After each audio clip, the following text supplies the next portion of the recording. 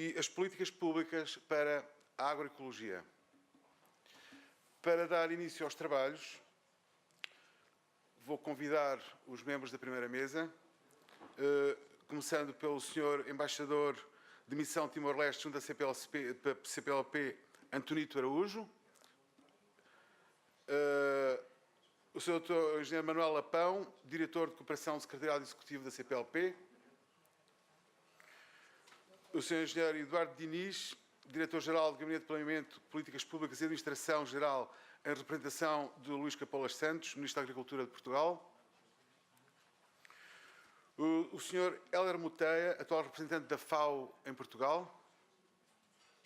O Sr. Carlos Mielitz, representante da Divisão de Parcerias da FAO Roma. O Sr. Shaidur Rahman, coordenador da Rede Internacional de Segurança Alimentar do IFSN. O Sr. Belarmino Gilembi, Diretor-Geral da Ação para o Desenvolvimento Rural e Ambiente, ADRA de Angola, representante do mecanismo da sociedade civil CONSAN.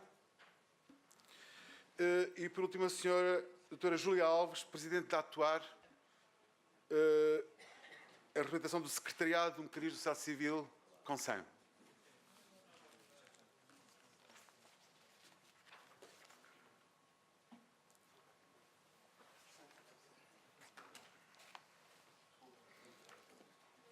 Passo a palavra ao Sr. Embaixador Antonito Araújo.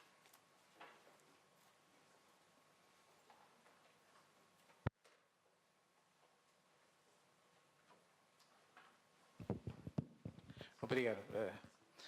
Bom dia a todos. Colegas aqui da mesa, das cadeiras, eu digo, eu não faço uma grande intervenção, sou apenas em nome da Presidência, para o tempo timorense, BN 2014-16, que já vai acabar, brevemente dar boas-vindas aos participantes e desejando um sucesso nestes 2 dias de reunião ou de reflexão.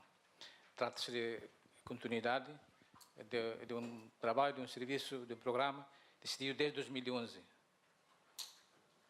Portanto, são essas minhas palavras, mais uma vez, desejando que tenhamos sucesso durante estes 2 dias. Aproveito também para informar, enquanto representante de Timor-Leste, que a delegação de Timor chegava ontem, mas houve um falhanço, então chega hoje ao meio-dia. Espero também que a delegação de Timor faça tenha uma participação ativa durante estes dias. E, dando parabéns, por último, ao diretor aqui da Cooperação, Dr. Manuel Lapão, por esta organização e pelo pessoal aqui da casa, que fizeram com que fosse possível a reunião, o trabalho destes 2 dias. Obrigado.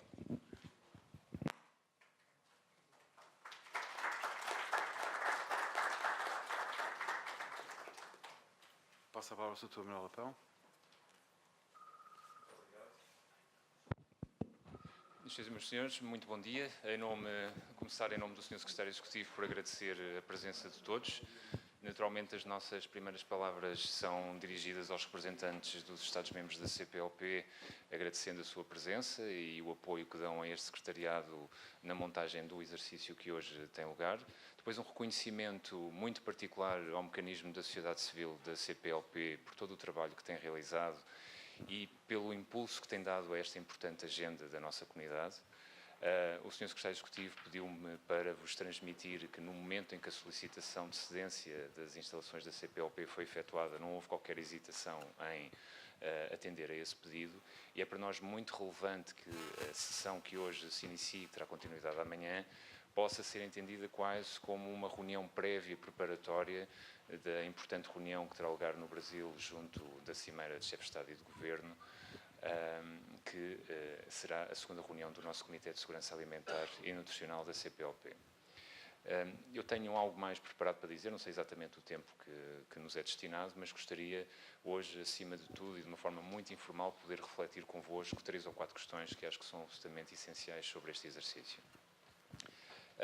Desde logo, dar-vos conta de que, ao ser aprovada a Estratégia de Segurança Alimentar e Nutricional da CPLP, este instrumento veio introduzir na nossa comunidade algo que provavelmente nós ainda não soubemos reconhecer na sua plenitude. Mais do que um exercício técnico de aprovação de um instrumento de cooperação para o tema da segurança alimentar e nutricional, esta estratégia permite e vem trazer à CPLP um espaço e um caminho para um diálogo político entre os Estados e, dentro dos Estados, ao nível das diferentes sensibilidades que compõem cada um dos Estados-membros da CPLP, bem como depois a transposição dessa energia para a nossa comunidade. É um exercício que claramente está focado, em termos dos seus objetivos finais, no atendimento àqueles que são os grupos mais vulneráveis da nossa comunidade, que trabalha sobre um tema essencial da promoção dos direitos humanos e do desenvolvimento humano. Desde logo, como sabem, a estratégia propõe-se a consagrar, no longo prazo, o direito humano à alimentação adequada, e esse é um objetivo que é absolutamente essencial para todos os nossos Estados-membros. E, talvez, aquilo que seja mais rico reconhecer é que a estratégia permitiu criar um mecanismo de cooperação permanente e abrangente, com cariz transversal, que, tendo por base a agricultura, a alimentação e a nutrição, possui um potencial absolutamente extraordinário de ligação a outras áreas que a CPLP acompanha também de forma evidente. São claras as ligações que são possíveis de estabelecer com os temas da educação, com os temas da saúde, com os temas do ambiente, com os temas da economia e empresariado, e por isso mesmo a riqueza do exercício está ainda muito por absorver, por trabalhar no contexto da nossa comunidade. Tendo dito isto, e reconhecendo este potencial, será também injusto dizer que os Estados-membros da CPLP não estiveram atentos a esta matéria. Isso não é verdade, antes pelo contrário, e o que se pode até reconhecer é algo de politicamente relevante. A 10ª Conferência de Chefes de Estado e de Governo, que teve lugar em Dili, aprovou uma resolução que coloca este tema na pauta da CPLP de forma permanente até 2025. E foram os chefes de Estado que aprovaram esta resolução. Portanto, o compromisso político é um compromisso político de altíssimo nível, é um compromisso político que, em alguns casos, necessita de reforço de recursos para a implementação de todas as atividades e de todos os projetos que se espera, mas que encerra em si um potencial muito concreto e efetivo para incrementar os níveis de desenvolvimento dos nossos Estados-membros. E eu acho que isso deve ser reconhecido e é absolutamente relevante. E quando se diz que a CPLP, por vezes, não faz muitas coisas, neste caso a CPLP tem muito feito e a dificuldade é de reconhecimento ou de comunicação daquilo que a CPLP tem feito para outros contextos. Hoje, durante, penso eu, a segunda mesa, terão o professor Francisco Sarmento, que vos irá falar um pouco sobre o que esteve na origem da criação deste mecanismo, nomeadamente do Comitê de Segurança Alimentar da CPLP, e seguramente que ele vos irá transmitir que quando a experiência da CPLP é comunicada a outros contextos regionais, e vamos apenas dar o contexto específico da FAO em Roma, muitos dos próprios técnicos da FAO em Roma não conhecem e, portanto, têm dificuldade depois também em comunicar com os seus Estados-membros, não conhecem o exercício e as virtudes que o mesmo tem e aonde é que ele pode chegar. Nós temos aqui um representante da FAO, dois representantes da FAO neste painel que vos vão dar conta e eles têm trabalhado muito para que esta realidade possa ser contrariada, mas temos um exemplo recente de quando, nas atividades preparatórias da próxima reunião do Comitê Mundial de Segurança Alimentar, que terá lugar em Roma agora no final do mês, foi explicado que a CPLP, a partir de Dili, em novembro último, começou a trabalhar de forma articulada entre os diferentes mecanismos de participação e que, por exemplo, nesta reunião de hoje temos a possibilidade de juntar à sociedade civil um mecanismo de participação do setor privado, dos parlamentares e das universidades. Esta riqueza de diálogo, esta riqueza de comunicação necessita de ser melhor comunicada por parte da nossa comunidade para permitir, talvez, uma maior obtenção de recursos que nos faltam para algumas das ações que ainda estão por concretizar. Mas isto não significa que o caminho feito até ao momento seja um caminho de insucesso, antes pelo contrário, é um caminho de grandes sucessos. No outro dia, quando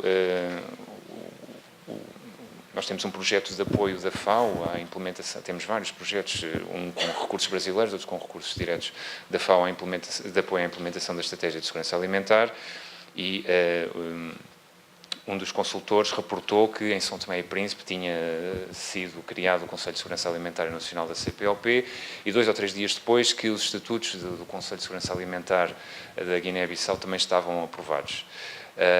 E isto quase no termo daquilo que é o contrato que acaba em outubro. Os resultados obtidos nestes últimos 2 meses levaram-me a fazer uma pequena brincadeira, e o Carlos também acho que estava nessa comunicação, de comparar isto, desculpem-me os sportinguistas, àquilo que o Benfica fez nos anos 60 e que são conhecidos os 5 minutos à Benfica, não é?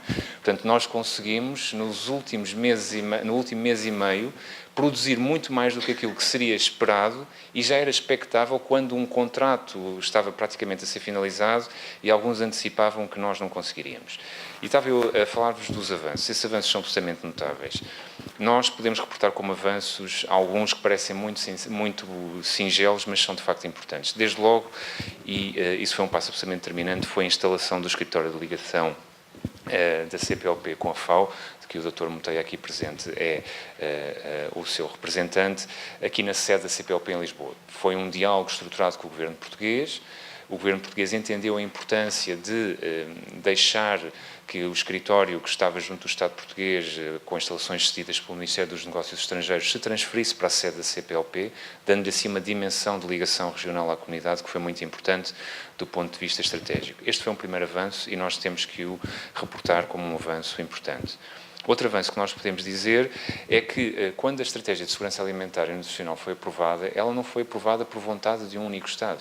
Foi um exercício que foi partilhado, obviamente que houve uma experiência prática que esteve por trás e que serviu de inspiração, mas foi um exercício partilhado e aprovado de acordo com um plano de atividades, participado, colaborado, sugerido e depois aprovado por todos os atores nele participantes.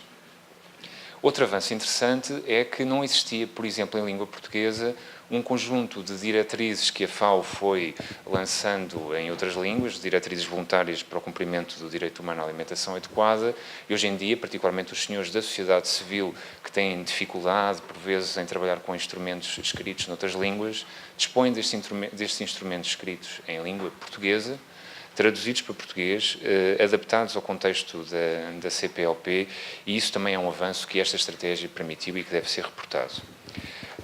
Desde logo foram constituídos grupos de trabalho, dos quais o grupo de trabalho sobre agricultura familiar é também um avanço que deve ser tomado em linha de consideração e que deve ser reportado como um avanço importante. Em breve terá lugar a 4ª reunião deste grupo de trabalho, que irá seguramente subsidiar aquilo que é a reflexão que em cada um dos Estados-membros estará por fazer sobre a categoria da agricultura familiar, e a reunião que hoje tem lugar seguramente vai debruçar-se, que hoje e amanhã tem lugar, vão seguramente também debruçar-se muito, particularmente sobre este tema.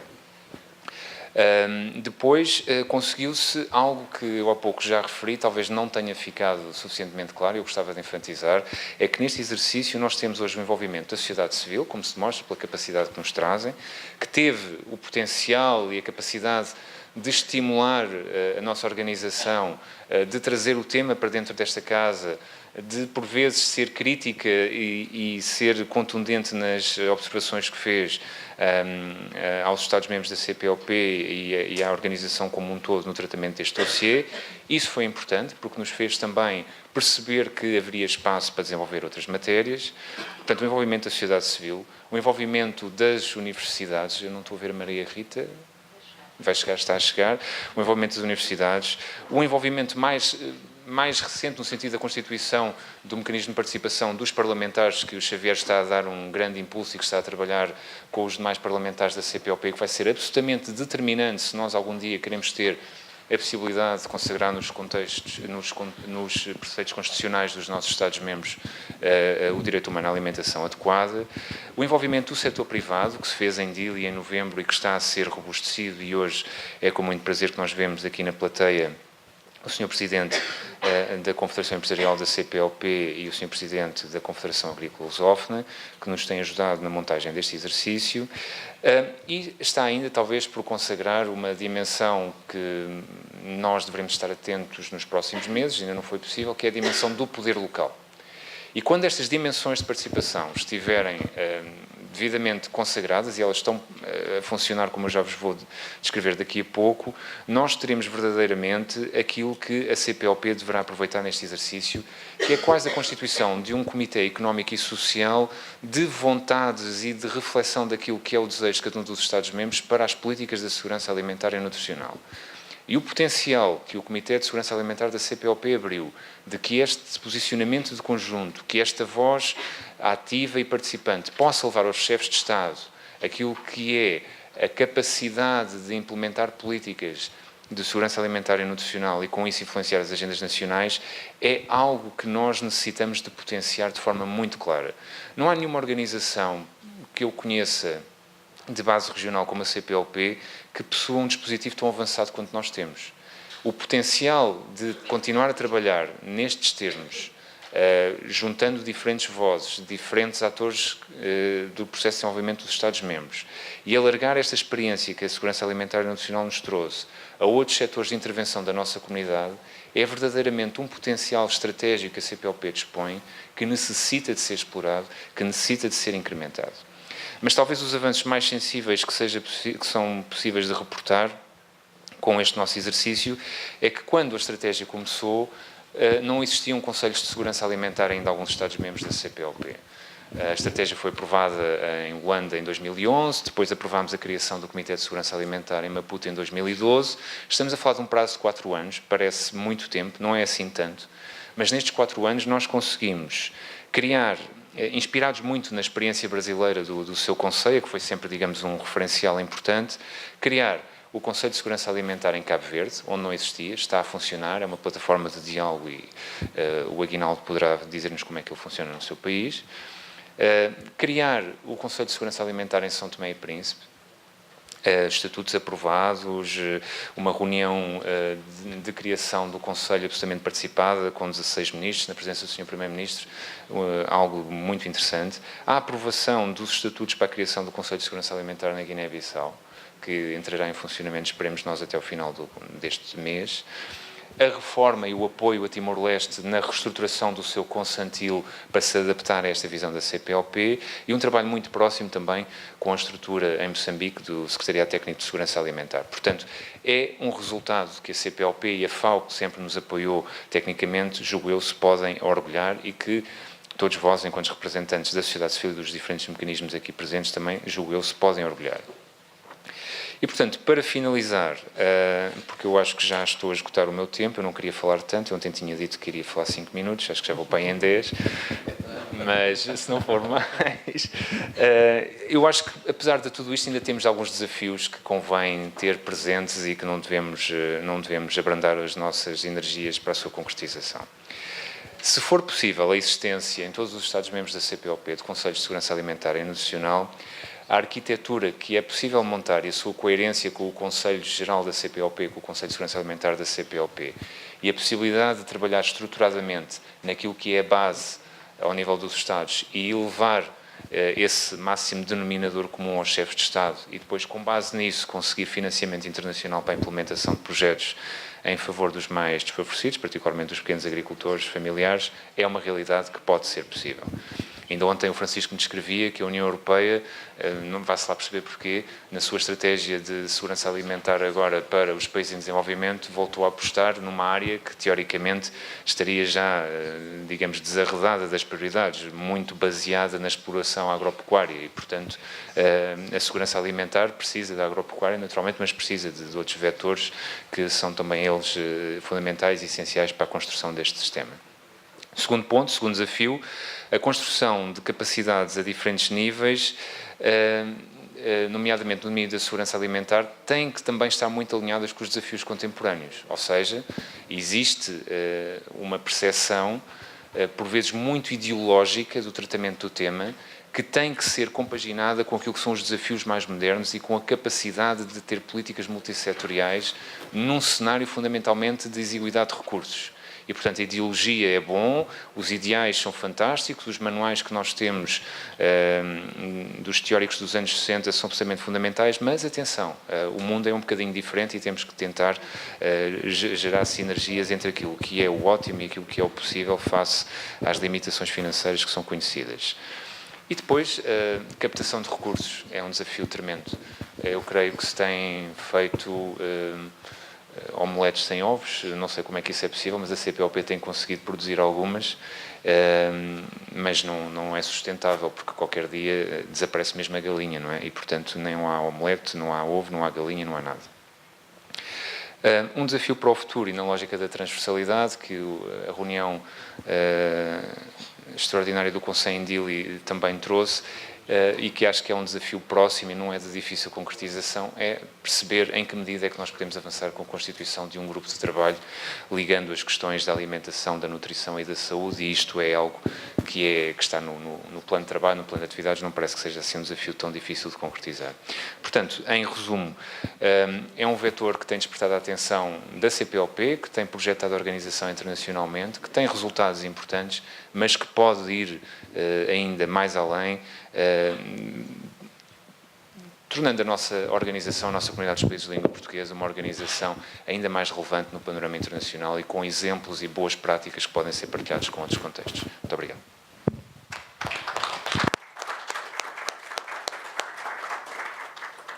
Muito obrigado. Dou a palavra ao Sr. Eduardo Diniz, a representação do Sr. Ministro da Agricultura. Eu vou-lhes pedir só que sejam um pouco breves, arriscamos a não conseguir cumprir a agenda, e se porventura se sentirem mais confortáveis, se tiverem papéis, etc., se vierem para o público, por favor.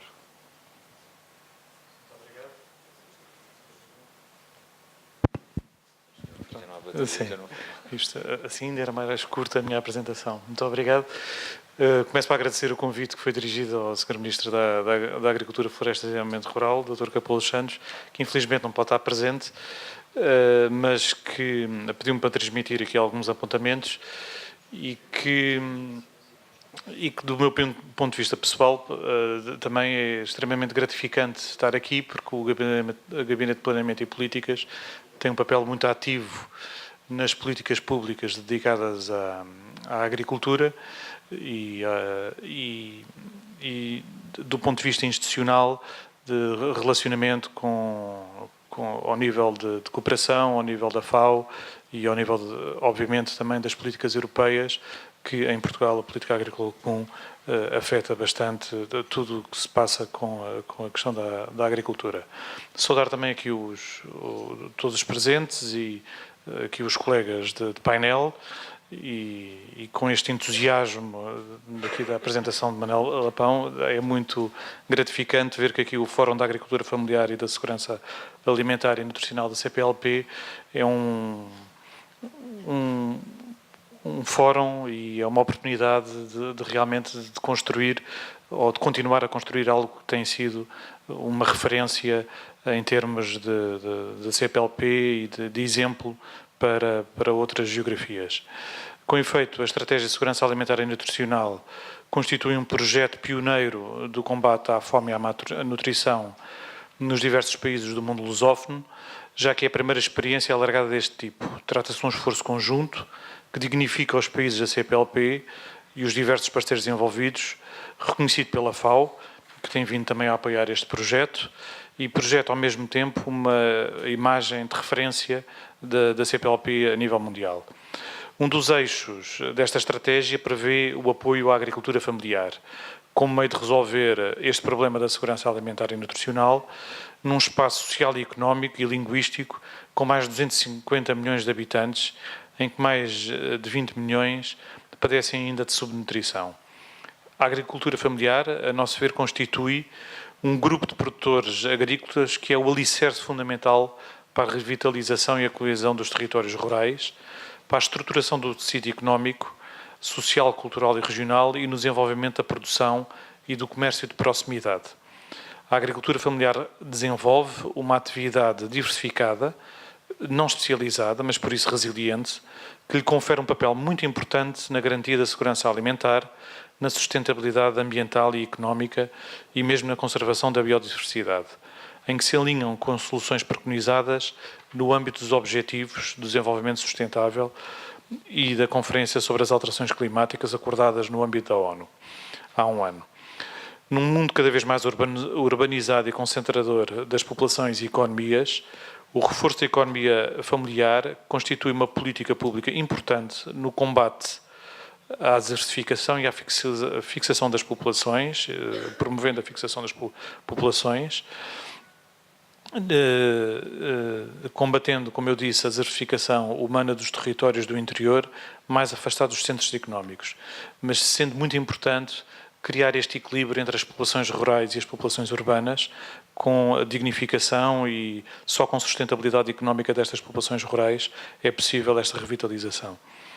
As diretrizes do apoio à agricultura familiar, em fase de elaboração e de consulta no âmbito da Estratégia da Segurança Alimentar da CPLP, cuja análise decorrerá nesta reunião do segundo Fórum da Agricultura Familiar, constitui um marco fundamental para a definição da Estratégia de Desenvolvimento da Agricultura Familiar em todo o espaço lusófono.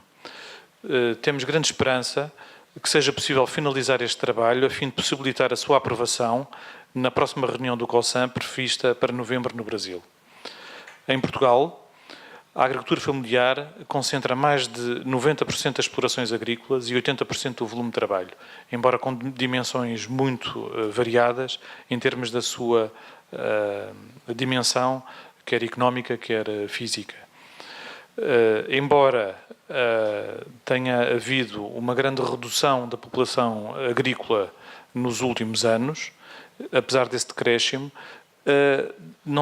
tem-se mantido ao mesmo tempo, embora com um ligeiro decréscimo, a superfície dedicada às explorações agrícolas. E existe mesmo alguma otimismo em termos da atividade agrícola e também da agricultura familiar. Portugal está abrangido pela Política Agrícola Comum, que tem um modelo de agricultura multifuncional, o chamado modelo europeu de agricultura, que é algo que é muito importante e que encaixa com a agricultura familiar, dando alguma margem também para Portugal nas suas decisões. E neste contexto, Portugal recentemente decidiu reforçar o apoio à agricultura de pequena escala para os pequenos agricultores, quer através do aumento de apoios a este tipo de explorações, quer também ao apoio ao seu investimento, ao investimento na modernização destas explorações. Com efeito, a atratividade da exploração agrícola e em particular da exploração agrícola familiar é extraordinariamente importante para o seu rejuvenescimento e para a sua vitalidade, porque é na questão da modernização e no investimento nestas explorações que podemos garantir o fornecimento de matérias-primas alimentares e não só, e o desenvolvimento das populações rurais e dos territórios rurais. E termino reforçando a mensagem do Sr. Ministro da Agricultura sobre a sua expectativa do sucesso da realização deste segundo fórum e desejo também que os trabalhos corram bem ao longo destas jornadas nestes 2 dias. Muito obrigado.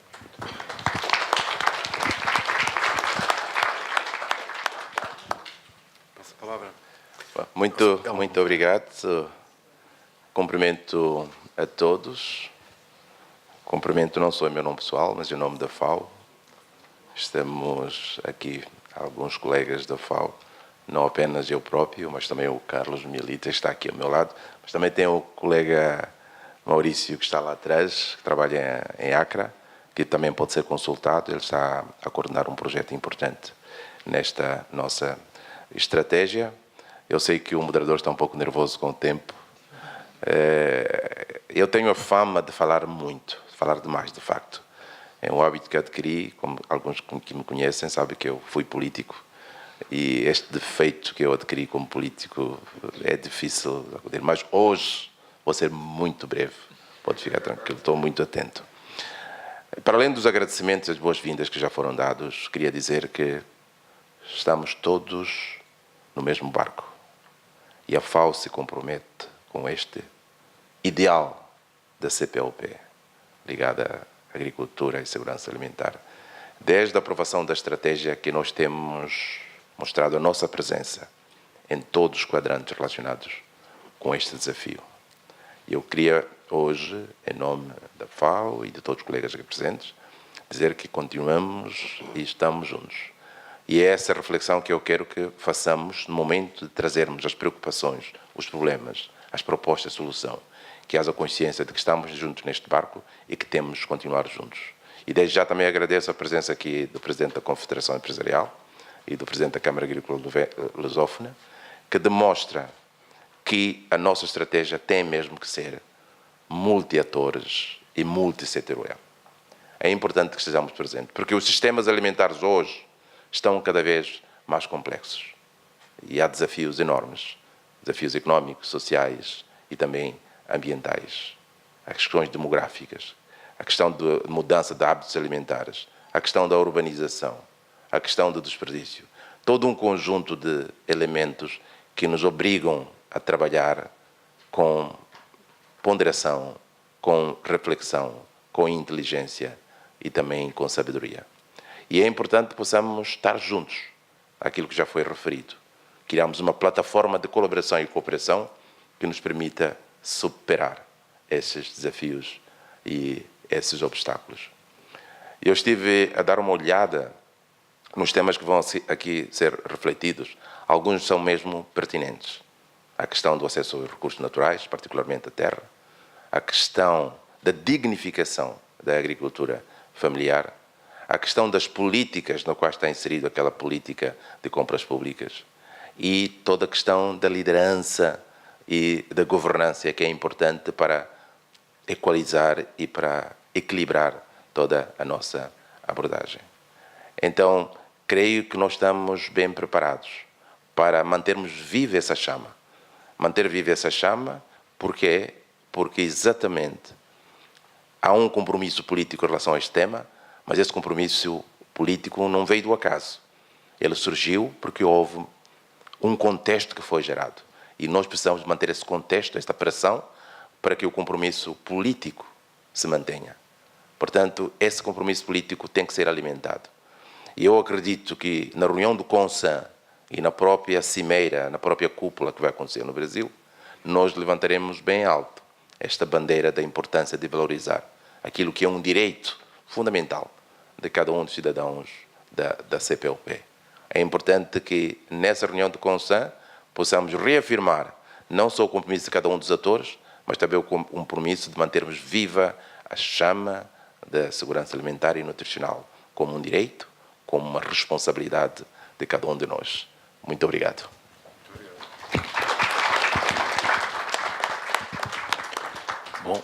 Bom dia a todos e a todas.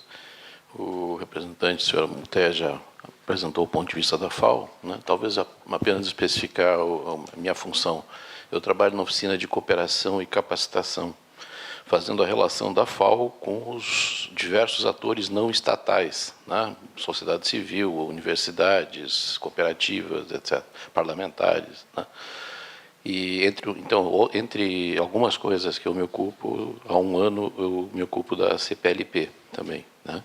Então, para nós é um motivo de muito prazer e satisfação ver eventos como esse e a sucessão de eventos foi relatado há pouco, né? Criação de conselhos, legislações, etc., e o que nos estimula mais ainda e nos fortalece também para reivindicar dentro da FAO o apoio para esse tipo de iniciativa, né? As demandas que a gente recebe lá são 4, 5 vezes maiores do que a disponibilidade que a gente tem, né? Então, mostrar bons exemplos de sucesso, nos ajudam muito a poder reivindicar mais apoio para atividades dessa natureza e, na medida do possível, contem com a nossa ajuda em Roma. Obrigado.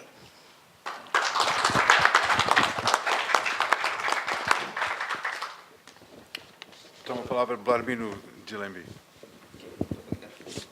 Bem, em primeiro lugar, eu gostaria de sublinhar o facto de que estarmos todos aqui, governo, sociedade civil, setor empresarial, em si representa para o mecanismo da sociedade civil um fator importante, porque constitui uma oportunidade de, sobre a mesma mesa, podermos debater eventualmente com visões diferentes em relação a alguns dos assuntos que estejam em cima da mesa, mas, sobretudo, fica a oportunidade de podermos discutir, mesmo aqueles aspectos que representam ainda diferenças, algumas não tão fraturantes, outras eventualmente sim, mas provavelmente esse é um dos grandes desafios que motiva o mecanismo de sociedade civil, que é procurarmos articular o máximo possível para que as diferentes conquistas que ao longo do tempo se vêm dando encontrem músculo e resiliência para que não ocorram retrocessos em alguns ganhos que vamos observando ao longo destes anos. Para o mecanismo da sociedade civil há um marco importante que ocorreu em Angola em 2007, quando realizou-se um seminário internacional sobre o direito à alimentação e desenvolvimento rural. Foi financiado pela FAO e pela União Europeia, em que participaram os companheiros de Moçambique, do Brasil, um período de uma certa efervescência também no Brasil sobre essas temáticas da segurança alimentar. E naquela altura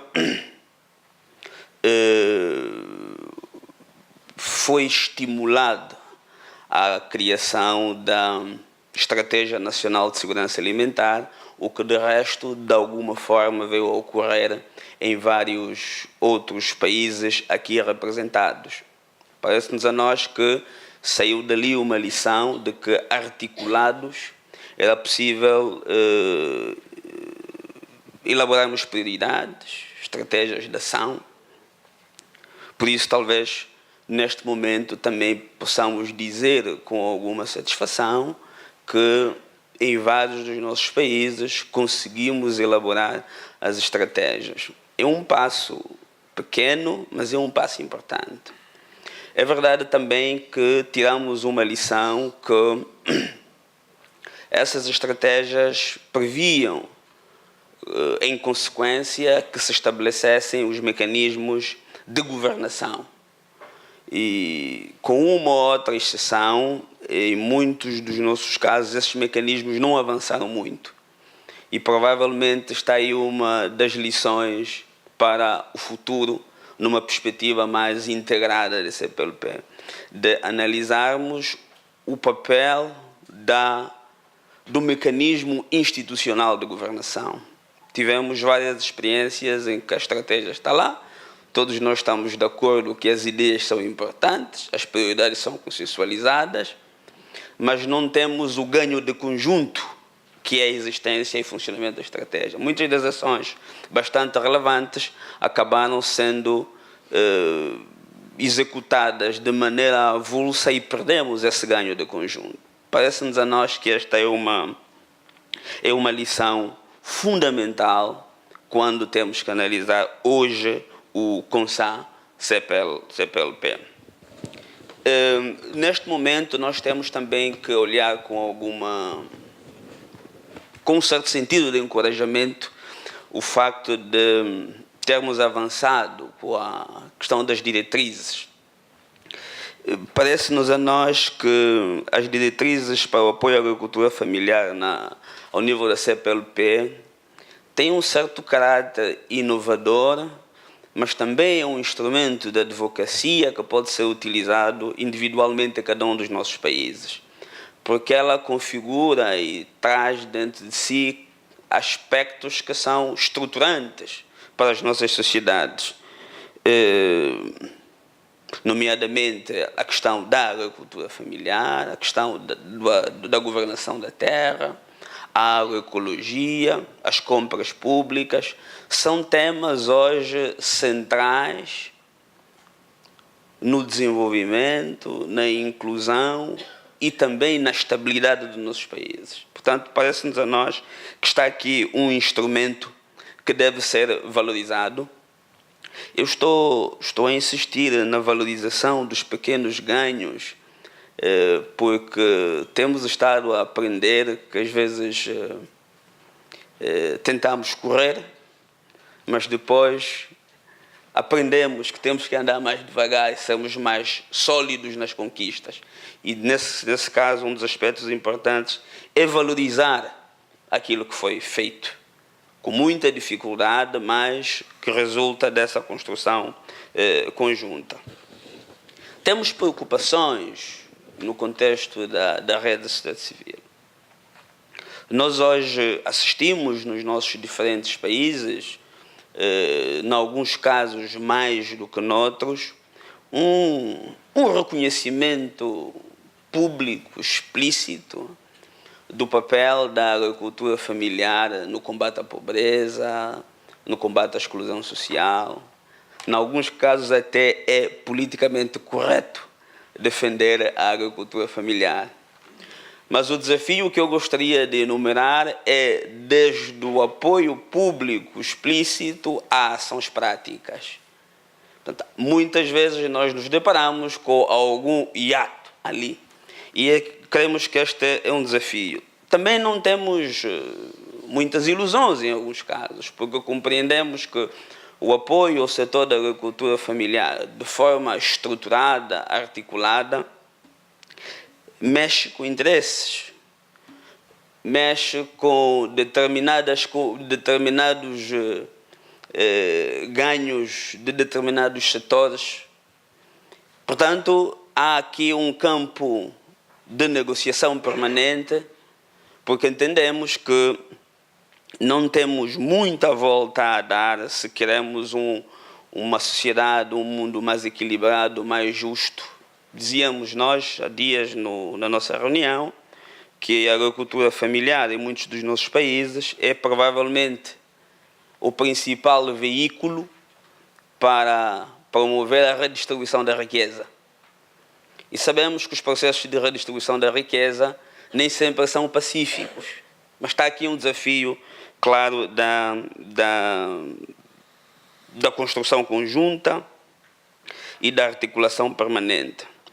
Temos também preocupações em relação ao financiamento. Foi dito aqui que é preciso divulgar mais as boas práticas, né? Para que essas boas práticas sejam conhecidas, mesmo que na FAO recebam mais pedidos do que a disponibilidade, né? Mas nós vamos insistir, porque entendemos que esse é um aspecto importante, é preciso continuar a financiar esse mecanismo e esta concertação. Temos também preocupações relativamente a algumas dúvidas que têm-se levantado sobre o papel futuro do Brasil nesse mecanismo. Nós temos convicção de que muitas das lições, quer em matéria de compras públicas, em matéria da agroecologia, sobretudo ao nível do mecanismo da sociedade civil, estamos convencidos que muitas lições fomos beber das experiências de diálogo e de concertação social que se desenvolveram ao nível do Brasil. Temos algumas preocupações relativamente a relatos que vamos recebendo e é algo que vamos ao nível do mecanismo acompanhar, porque entendemos que o Brasil joga um papel importante em toda essa concertação que vem sendo feita ao nível da sociedade civil. Enfim, reafirmar o compromisso do mecanismo da sociedade civil, sobretudo ao nível da segurança alimentar e nutricional, de continuarmos a dar o nosso contributo positivo, o nosso contributo com outras ideias, com outras referências, mas sobretudo no sentido de buscarmos os consensos necessários para aqueles objetivos que são mais largos para a nossa sociedade, para a humanidade e por aí em diante. Muito obrigado. Obrigado.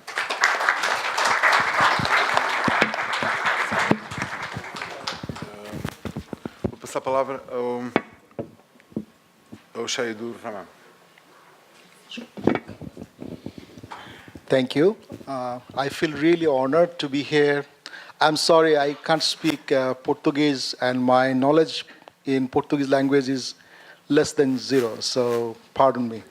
So I hope you'll bear with my bad English as well. So having said that, I'm really honored to be here with this esteemed panel who are extremely knowledgeable and represent their countries and their organizations. and with the esteemed guests and the audience, good morning. I am the Global Coordinator for International Food Security Network. We work in about 40 countries in 5 continents, and we have been working with the food security organizations for the last 12 years. We work with around 1,100 organizations in the world. Now, having listened to the panelists who have been discussing about the family farming issues, they're quite in-depth, and my poor knowledge about Portuguese told me that they have significantly covered all the issues that the family farming now faces. We all know that the world has about 800 million people who goes hungry every day. The number has remained more or less constant, though the level of poverty and malnourished people, hungry people have, percentage-wise, have gone down significantly over the last 25 years. But the question remains that why is this number not going down? And we also know the majority of the people, or from these hungry people, are actually from the people who are producing food. People who are producing food, they consist about 70% of the hungry people. Why is that? And these people are from the family farming. One of the reasons that we have learned working with so many organizations in so many countries is that gradually these families are losing access to their land. People are getting less and less interested in agriculture because they don't carry any value, they don't give any dignity for this profession. There is a gradual increase of corporate aggravation. They're feeding the nations with monocropping culture. And the people who had been producing food for all of us have been prey to the corporate greed. We all know that even like 50 years back, if we look at the pattern of agriculture in the most of the part of the world, we would see that small farmers, those who we are calling the family farmers, were smallest entrepreneurs. They would undertake decisions what needs to be produced, and they had a multiple and variety of productions in their hands. But with the emergence of the corporate agriculture, which does not produce more than 15% of the world's food, by the way, they are coming up with their new kind of technologies, monocropping, pesticides, fertilizer, and their own kind of seed to actually take out the small farmers' control over food. And this has made them and converted them from a small entrepreneur into the agricultural labor. Even if we are not a believer of a Marxist theology, we all know this was bound to happen. But is it making our world a fairer world? That is a good question for all of us. Now, I don't want to go back to history, but I would like to see a world, what will happen, say, for example, 30 years from now or 50 years from now. What will happen to the agriculture of this world? Who will produce food for us? We have few trends in front of us. One is a gradual and rapid urbanization of the world. We all know by 2050, the world will have more than 50% people living in the urban area. That will be concentrated just like we all know how they're concentrated in the big cities. So if we say that by 2050 we have a population of 9 billion plus people, which means we'll have urban population of 4.5 billion people, 4.5 billion people's food, where is it going to come from? Who is going to produce that food? We all know this number can increase rapidly with the industrialization, effect of climate change, and so many things. So we must ask ourselves how to retain the people who are producing the food for us into their profession. We cannot just force them to produce food for us. We must make their living a decent living. We must make their place a livable place. We must retain their rural environment and their ecology a living one so that they can feel comfortable and they're proud of what they have. Second point, I must say that if we look at the pattern of land ownership nowadays, we'll see women who produce more than 60% of the food of the world own less than 5% of the land in the world. So when men go to work, for example, in the urban areas, women stay back in their home and keep producing food. Now, if we cannot ensure through our public policies, through pro-poor policies, an equal and fair share to land to the women, it will not be possible for us to retain them producing food. So we must make sure that women have a lot of access, equal access to man, ownership pattern for the food.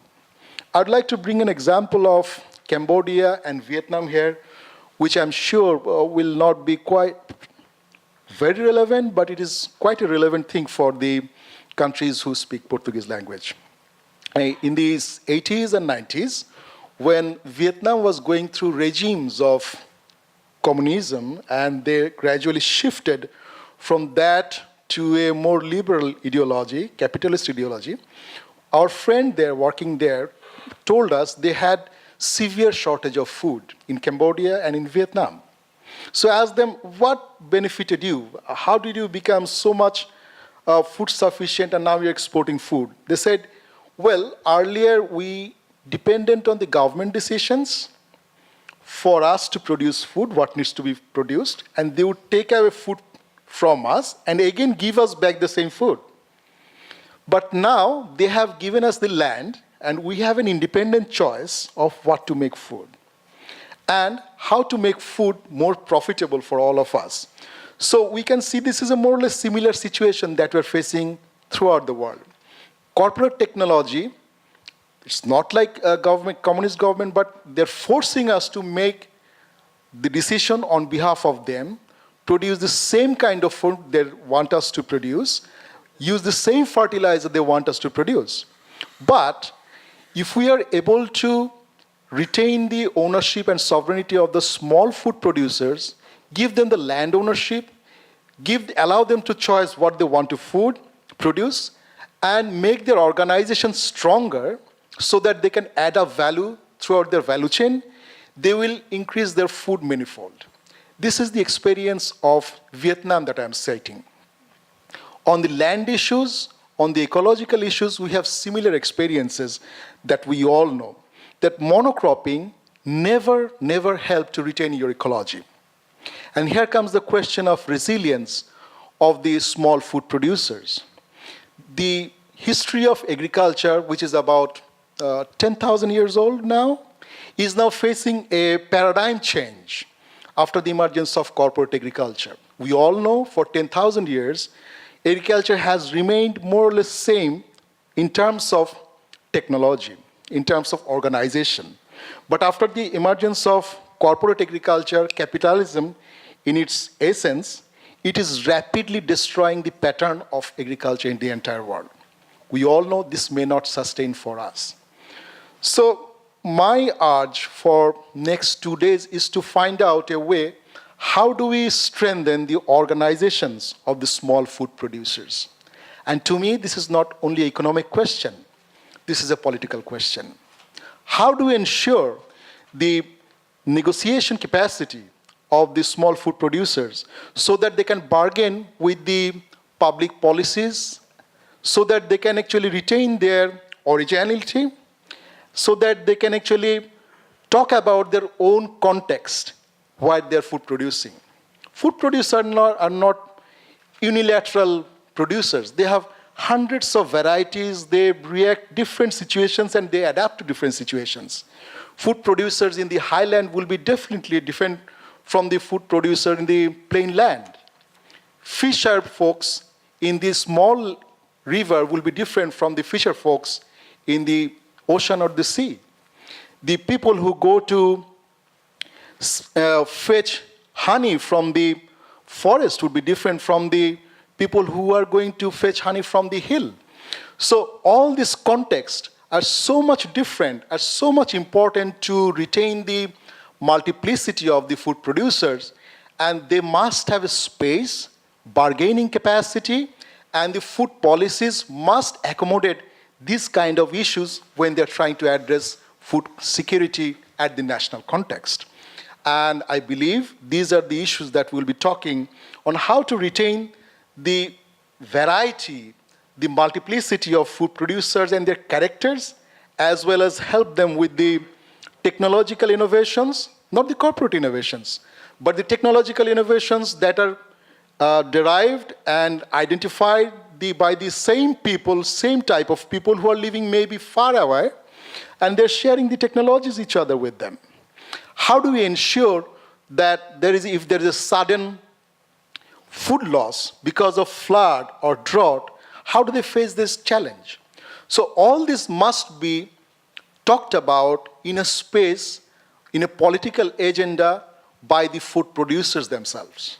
And I believe of stronger organizations, no matter what the form is, it can be cooperatives, it can be much larger than cooperatives, it can be village-based organizations, it can be their own limited organizations, but they must have a stronger voice to basically negotiate with the market, negotiate with the policymakers, and also collaborate with the other forces that are in place and playing to ensure food security. I'll not go further. Thank you very much for listening to me. I don't know if I made any sense, but thank you very much.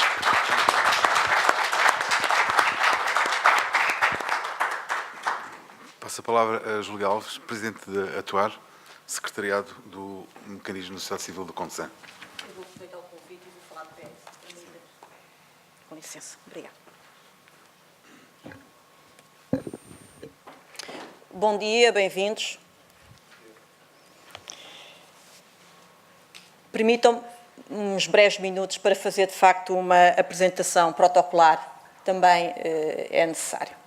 Excelentíssimo Senhor Representante do Ministro da Agricultura, Florestas e Desenvolvimento Rural de Portugal, Engenheiro Luís Capola Santos, Engenheiro Eduardo Diniz, representante do Senhor Secretário Executivo da CPLP, Embaixador Morado Moraghi, Dr. Manuel Lapão, Diretor da Cooperação do Secretariado Executivo da CPLP, representante do Presidente em exercício do CONSAN, CPLP, Ministro da Agricultura do Timor-Leste, Stalinal da Silva, Engenheiro Justino dos Santos Silva, Diretor Nacional de Segurança Alimentar de Timor-Leste, Hélder Muteia, representante da FAO em Portugal, Carlos Meia-Litz, representante da Divisão de Parceiras da FAO Roma, Shaidur Rahman, coordenador da Rede Internacional da Sociedade Civil para a Segurança Alimentar e Nutricional, Belarmino Jalembe, diretor-geral da ADRA Angola, representante do MSC CONSAN, excelentíssimos senhores e senhoras embaixadores e embaixatrizes dos Estados-membros da CPLP, excelentíssimos senhores e senhoras representantes do Comitê de Coordenação dos Mecanismos de Facilitação da Participação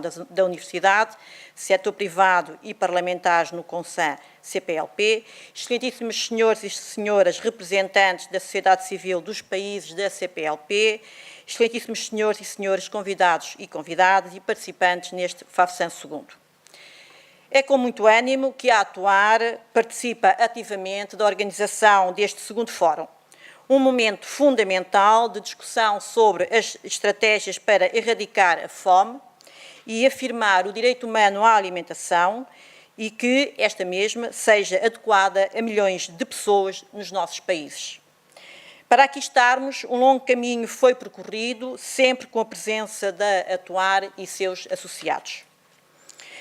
Foi em setembro de 2007, há alguns anos, portanto, que várias organizações da sociedade civil dos países africanos da CPLP lançaram em Fortaleza, no Brasil, uma articulação em rede que foi decisiva para poderem participar com maior qualidade no diálogo com os respectivos governos e organismos internacionais, entre as quais a FAO, a Organização das Nações Unidas para a Agricultura e Alimentação, a União Europeia e a CPLP, visando a implementação de políticas soberanas de segurança alimentar e nutricional e o reforço do direito humano à alimentação. Em 2010, já todos esses países possuíam estratégias nacionais de segurança alimentar e nutricional.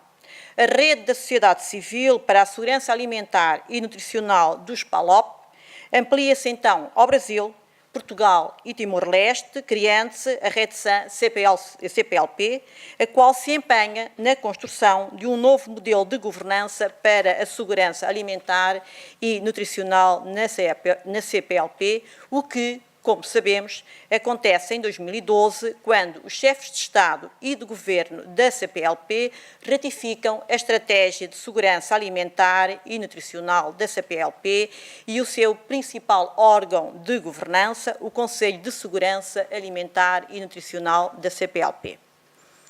Como também, neste processo, a Atuar teve a coragem de acreditar, desde o primeiro momento, que a sua dimensão ou até a dimensão do seu país não era um entrave à realização deste objetivo, ou, como disse o poeta, à realização de todos os sonhos do mundo. Soubemos congregar esforços e a muitos unir em redor deste sonho. A isto chamam os senhores economistas, sociólogos e afins, construção de capital social. Estamos mais fortes e mais unidos e, sobretudo, muito determinados em não deixar retroceder esta articulação. Meus senhores, minhas senhoras, a aprovação e a implementação da Estratégia de Segurança Alimentar e Nutricional da CPLP e o funcionamento do seu órgão máximo, o CONSAN-CPLP, são, talvez, umas das mais recentes e maiores conquistas desta comunidade, onde mais de 150 milhões de pessoas são afetados, direta ou indiretamente, pelas externalidades geradas por um sistema alimentar obsoleto. Um sistema que gera desnutrição, má nutrição, obesidade, sobrepeso, poluição e um conjunto, por vezes, inimaginável de doenças nele originadas. Um sistema que condena à pobreza e à exclusão aqueles que produzem alimentos saudáveis. Este sistema precisa certamente ser transformado para bem de todos. E hoje, aqui, nesta sala, temos que dar passos mais firmes nesse sentido. Como referiu o anterior relator especial das Nações Unidas para o Direito Humano à Alimentação Adequada, Olivier Doster, em carta enviada ao CONSAN por ocasião da sua primeira reunião, e vou dizer, o direito à alimentação adequada deve ser compreendido não apenas como um símbolo para o combate à fome e à desnutrição. Ele é operacional. Ele melhora a eficácia e a sustentabilidade das intervenções na área da segurança alimentar. Se a mesma vontade política e os mesmos recursos, hoje dirigidos ao aumento da produtividade agrícola, forem canalizados para este processo político, a fome poderá ser por todos derrotada. A Atuar dá, por isso, as boas-vindas nesta reunião às universidades, ao setor privado, aos parlamentares, aos senhores embaixadores e a todos os atores relevantes nesta caminhada, que já não retrocede, acreditamos nós. A Atuar formula os votos de que o Brasil anuncia aqui, na pessoa do seu embaixador junto à CPLP, a data da próxima reunião do CONSAN-CPLP, momento em que as diferentes matérias aqui discutidas poderão ser finalizadas e encaminhadas aos nossos chefes de Estado. Ao Secretariado Executivo da CPLP e à Organização das Nações Unidas para a Agricultura e a Alimentação, agradecemos o apoio sempre prestado e manifestamos o nosso empenho em continuar a trabalhar incansavelmente por uma CPLP que contribua para devolver a dignidade a milhões de pessoas que acreditam na língua que as une, mas também sabem, infelizmente, que esta pode separar. Muito obrigada e bom trabalho.